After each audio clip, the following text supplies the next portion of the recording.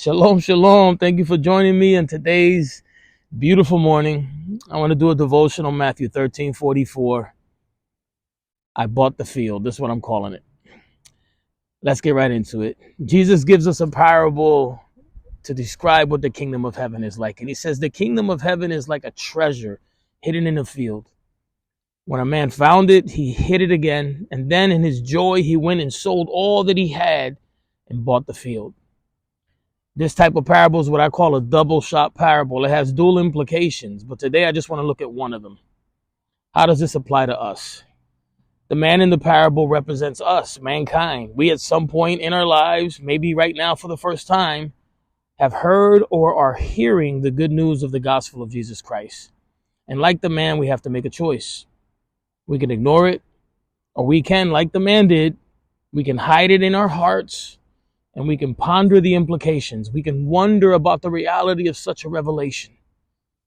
The man came to realize that what he had just encountered was a treasure that was worth more than everything he owned. His entire life's end product, the fruit of all his labors, now seemed to pale in comparison to this treasure. So the man joyfully goes home and he sells everything that he has. Not because he had enough to pay for it, but because everything he had at home, he realized no longer held the same value. You see, the cost of following Christ may seem pretty steep, but not when you realize what you have just discovered is priceless. In the 1950s, there was a saying that pilots used to use to declare that a pilot had just been shot down, or to denote that they were going home. They're going to buy the farm. They're going to live in peace for the rest of their lives. They would say to one another, he bought the farm, or I bought the farm. Well, this man bought the field. He let go of, or rather he exchanged all his temporary possessions to fully enjoy the kingdom treasure of which the gospel tells us is Jesus Christ.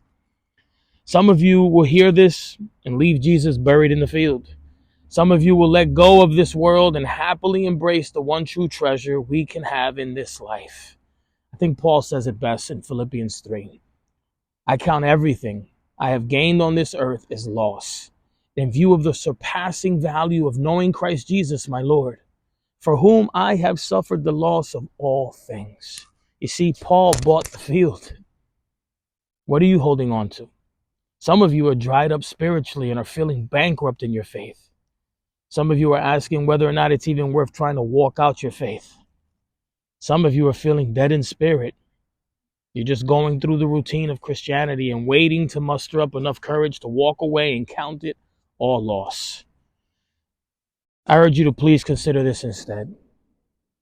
Until you're willing to let go of your earthly existence, until you are finally ready to let go of your earthly desires, you're never really fully experiencing Jesus, the treasure in the field with that joy. But if you're fortunate, God may strip you away of all you have, simply because of his grace in your life. He had to do that for me. Or you can heed this parable's lesson and joyfully surrender all your temporal knickknacks and goals and dreams and receive fully the joy of knowing Jesus Christ as your all in all.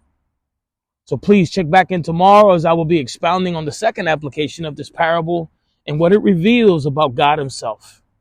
Shalom, shalom. Please check out my YouTube channel at Crosstalk Live 215, and please share this devotional with other people so that they can be blessed. Peace.